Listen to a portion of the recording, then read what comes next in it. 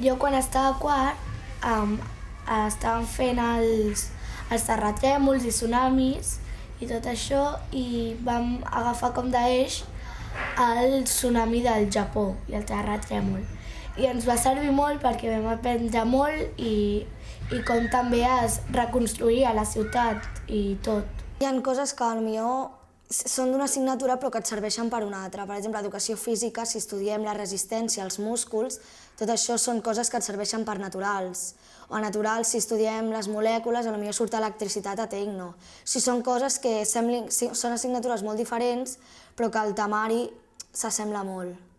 Una sortida que vam fer la potabilitzadora em va servir per no malgastar tanta aigua perquè jo abans em dutxava cada matí, cada tarda, m'encantava dutxar-me i ara doncs procuro dutxar-me menys però em segueixo dutxant i m'ha servit doncs per no malgastar l'aigua. Alguna vegada sí que és veritat, m'agradaria portar nous coneixements que no explica el professor i que molts professors diuen que no toca, no és l'hora d'aquests coneixements, de parlar d'aquests coneixements, sinó fer ja els que estem dient tota l'estona a classe. Encara que no entri el temari, doncs sempre a mi m'agradaria molt que parlessin de temes d'actualitat, coses que passen i que potser al sentir-ho a les notícies o llegir-ho als diaris no ho pots entendre tant com si t'ho expliqués un professor i també et pot servir per motivar-te a l'hora d'estudiar. Hi ha molts professors que molts cops volen les coses tal com ells diuen i no admeten que tu facis canvis que potser et poden anar millor per a l'hora de realitzar un dossier o qualsevol cosa, però ells no admeten que tu vulguis fer aquest canvi i que ho volen tal com ells han dit. Hi ha molts professors que segueixen molt la seva pauta i potser no expliquen altres coses, però la veritat és que solen ser molt oberts a coses que surgin a classe.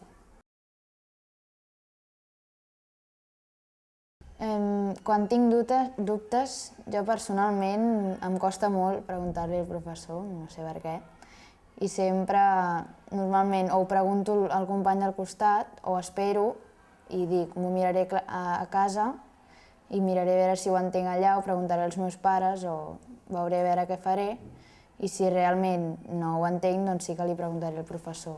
Jo crec que fer errors és com començar a aprendre les coses perquè fent errors doncs aprens les coses i bueno, si aixeques la mà i t'equivoques doncs jo crec que és millor perquè al final acabes entenent la lliçó. Jo crec que una manera de fer que intervingui més o menys tothom a la classe és anar preguntant no només a qui aixequi el braç, sinó a qui vulgui el professor o a qui parli menys, perquè així tothom parla. No entenc què diu el mestre, millor preguntar-li primer a un company perquè potser el que em diu el mestre tampoc ho entenc i llavors com que el company és de la mateixa edat t'ho explica amb una paraula o amb una mena de paraules que tu entens.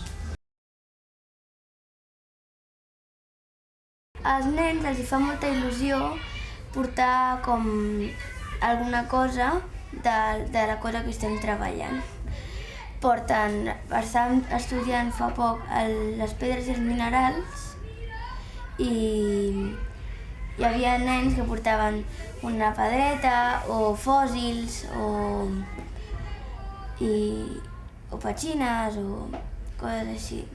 Bueno, jo crec que si em donen la feina que haig de fer, a mi és més fàcil, però si em diuen un text lliure o qualsevol treball d'un tema lliure, doncs jo crec que em sento més motivada perquè crec que els mestres confien més en mi. És que hi ha vegades que hi ha mestres que són molt avorrits, per exemple, o sigui, que expliquen el temari d'un to molt constant i que es limiten a explicar el que hi ha al llibre i doncs això jo crec que s'ha de canviar, perquè això no motiva gens i fa que ho estudiïs amb molt poques ganes i estudiar-ho per estudiar-ho i després això potser al cap de res ja no te'n recordes. Jo crec que en total a la nostra classe ens agrada que ens preguntin les coses perquè també és important la nostra opinió de tot. I aleshores quan, per exemple, ens pregunten, ara estem treballant l'edat mitjana i si ens pregunten què en penseu de que hi haguessin els rics i els altres que treballen al camp. Jo avui mateix que ha passat això, doncs jo he dit que a mi no m'agrada això perquè trobo que tothom és igual i tothom té els mateixos drets. Quan estem fent un tema, el professorat no ens demana el que pensem d'aquest tema, sinó és més el que és i el que hem de fer ho hem de fer. Al primer trimestre vam fer una cosa molt xula que es deia la cacera del tresor i a mi em va agradar molt, ho fèiem amb ordinadors i buscàvem a les webs i no l'hem tornat a fer en tot el curs. Estic més motivat si el professor ens deixa més autonomia, més llibertat, més independència per poder realitzar la feina. Si podem escollir nosaltres el tema, un tema que ens agradi, un tema que ens interessi per realitzar un treball, llavors estarem tots més contents, voldrà dir que aprendrem millor, intentarem fer el treball molt més millor perquè és un tema que ja coneixem, si l'hem escollit nosaltres i que ens agrada, i a l'hora de realitzar el treball doncs, ens aniria molt bé a l'hora d'estudiar. La veritat és que no solem posar-nos en grup i comentar el que hem fet, però sí que estaria bé fer-ho de vegades per poder explicar-nos entre nosaltres el que hem entès, una posada en comú. Si tu ja et saps una part del tema o la informació, explicant-lo a algú o a tota la classe pot ajudar-te molt a acabar-ho d'assimilar, ja que al fer l'explicació potser després te'n recordes més. I moltes vegades a Medi, quan comença a preguntar la Maite una cosa, llavors l'altre diu sí perquè, i un altre que diu sí perquè, i allà ens estem per una pregunta molt, i això està bé perquè els altres saben algunes coses que per exemple jo no sé i ho aprenc. Bueno, jo també faig padrinatge a P5 i jo crec que també aprenem molt a tenir paciència, perquè són petits i nosaltres ja ho sabem, com per exemple jo ara estic ajudant el meu fill a aprendre a llegir i clar, triga una hora a llegir una frase i no sé, em posa una mica dels nervis al principi, però després ja aprens a tenir bastanta paciència. Quan ens entreguen els exàmens corregits, normalment la gent mira en què s'ha equivocat, però si per exemple li ha sobtat pensar que trauria més nota i n'ha tret menys, o simplement per veure en què s'ha equivocat. Però també hi ha gent que ja sap que ha suspès, per exemple, i ja veu la nota i ja ni s'ho mira perquè li és igual. També hi ha alguns alumnes que quan ens retornen un examen o un dossier corregit només es fixen en la nota i no en el que han fallat. I jo crec que una manera també de fer que això no passi és fer als alumnes reflexionar sobre l'examen, potser adonar-se'n d'on han fallat, quina seria la resposta correcta. A mi m'agrada més autocorregir perquè una mica és una mica com més, que és com un segon treball perquè no t'avorreixis. És molt millor que el profe t'escrigui allà l'error que has tingut, per molt que sigui com detalladament o generalment. És millor veure'l tu i poder-lo reflexionar tu mateix que no pas que te'l reflexioni el profe. Doncs que els professors, cadascú té la seva manera de fer l'examen. Per exemple, naturals sí que ens fan preguntes rebuscades. Per exemple, si fiques una flor dintre d'un armari, què passarà, no sé què, llavors tu ja has de dir que no podrà fer la fotosíntesi. És una manera de dir que tu saps què és la fotosíntesi. Però en canvi a socials o qualsevol altra, a música, per exemple, sí que és estudiar la teoria, el temari, llavors et preguntarà què és tal i tu hauràs de dir. O sigui, això depèn del professor de com faci l'examen, però tu ja et coneixes més o menys els exàmens de cada professor, llavors tu ja ho estudies d'una manera o ho estudies d'una altra. Quan els exàmens te'ls fan aprendre molt de memòria, és més fàcil oblidar-se de les coses. Sí, es dona el cas també a vegades de que algú es memoritza molt el tema completament textualment, com ho posa el llibre, i potser a l'examen treu molt bona nota, però després, si es fa una pregunta més de pensar i reflexionar sobre el que s'ha après, no la sap respondre. Després de fer un examen, quan passen 1 o 2 setmanes o 3, te'n recordes d'algú, però algú que se t'ha quedat per la teva voluntat.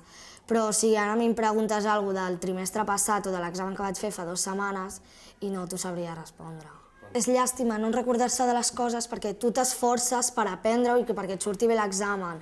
I clar, després que passi un mes o així que no te'n recordis de les coses, fa ràbia, no fa llàstima, fa ràbia. A vegades trobem que els professors no avaluen de la mateixa forma i això és per l'alumne, qui té el professor que avalua millor, per l'alumne surt beneficiat. Però qui té el professor que avalua de manera diferent, d'una forma més estricta, com per exemple la dificultat dels exàmens, doncs és pitjor per l'alumne. De vegades fem temes i temes i no tenim temps per poder pair-los. El professor va molt ràpid explicant-ho i clar, nosaltres no som màquines com ordinadors per rebre tanta informació de cop. Jo crec que per fer una classe més didàctica, primer el més important és que la classe sigui molt relaxada, tothom intervingui, es facin activitats i a més, alguns cops, a part de fer els deures, fer activitats orals per veure de veritat si ho entenem o no. Era ja una persona molt motivada que feia que els alumnes també ens motivéssim i parlàvem molt de coses d'actualitat. Sempre sortien temes a classe que no tenien a veure potser amb el que estàvem estudiant, però a mi això m'agradava molt perquè llavors podíem parlar de temes que ens interessessin més. I sobretot aquesta professora m'ha agradat molt. Va ser el cas d'una professora que la vaig tenir l'any passat, va ser de català, es diu Montse Forcada, i la veritat és que ens ha motivat molt a l'hora d'estudiar, a l'hora de fer treballs. I, a més de seguir tot el llibre, fer el que realment és innecessari i que no té utilitat, sinó fèiem, a part d'això, però no ho profunditzàvem tant, fèiem tot el necessari, que seria de coneixement el més important, i després, quan faltava potser 1 o 2 mesos perquè s'acabés el curs, vam començar, com ja havíem acabat tot el temari, vam començar a fer el que faríem aquest any a tercer de català, el més difícil, que és la sintaxi, ho vam començar a fer. I la veritat és que a molts alumnes ens ha anat molt, molt bé. De primària en destaco un, que la vaig tindre a tercer i quart, es diu Esther, i a mi m'agrada molt perquè ensenyava d'una manera divertida, o sigui, estàvem estudiant, per exemple, mates, que a poca gent li agraden les matemàtiques, llavors de cop feia una broma inspirada en les matemàtiques, llavors ja pillaves el que estava explicant, i a mi no sé, és una profe que m'agrada molt, però també una que vaig tindre a 5è i 6è, que em va preparar molt bé, o sigui, no era així de fer gràcia, però em va preparar molt bé per l'institut. I va ser la meva tutora a 5è i a 6è de primària, i em va agradar molt perquè la veritat és que ens portava força bé i ens posava deures i el normal i ens va preparar força bé per l'ESO. Però a més les seves classes eren molt divertides, feia moltes bromes i a més ens ensenyava molt els valors, que en aquesta època canvia una mica la forma de pensar potser i ens ensenya a saber relacionar-nos. A P4 hi havia, jo era petita i la Asun, que ara fa poc que s'ha jubilat, m'agradava molt perquè era molt carinyosa i sempre et tractava molt bé. I l'altra mestra és la que tinc ara, la Mariona, és molt divertida i a les classes ella també admet que és una mica rotllo les coses que fem i es comença a riure i és molt divertit fer classe amb ella. A P4 jo també vaig tenir l'Asun i a mi m'agradava també perquè era molt carinyosa, tractava a tothom igual, explicava les coses d'una manera que ho enteníem molt bé i sempre m'ha agradat. I a més aquest any encara s'ha jubilat ara al febrer, fa poc, i com que jo vaig a 5è fent padrinatge amb els de P4 i aleshores també ens podíem veure de tant en tant i seguia tractant-nos igual. Tampoc tan petits, però ens tractava igual de bé. A mi em va agradar molt la Margarida perquè era molt divertida i també era divertida però era divertida però no començava a explicar coses sense res per divertir-nos, no, explicava allò i ens feia riure i això està molt bé. I una també que es deia Tona, que és de primer, també ho explicava molt ràpid i feia com una mica de màgia, perquè ho explicava ràpid i ho enteníem perfectament. Els mestres ja ho feu bé, però hi ha vegades que expliqueu moltíssima cosa que és una cosa sola. I jo crec que és millor, no sé si és difícil, però explicar poca cosa, però que sigui exacte el que heu d'explicar. A mi m'agradaria, a mi i suposo que la majoria d'alumnes, que hi haguessin classes en què el professor digués aquesta classe és per resoldre dubtes i llavors tothom pugui preguntar obertament quin és el dubte que té i així també als altres els pot servir per aprofunditzar més a l'hora d'estudiar. Si el profe ho torna a explicar, doncs pot anar molt millor. Potser el que hauríem de fer seria reduir aquells coneixements que no són de tanta utilitat, que és la principal funció de l'institut, preparar-nos per la vida diària que ens trobarem quan ja siguem més grans. A vegades, poques, però a vegades, dieu paraules que una mica són estranyes i podríeu dir, si dieu, per exemple, estem parlant de roques i minerals i dieu quan no sé què, una paraula que no sabem molt bé, llavors, si poguéssiu dir alguna paraula que sí que sabem i així ho entendríem millor.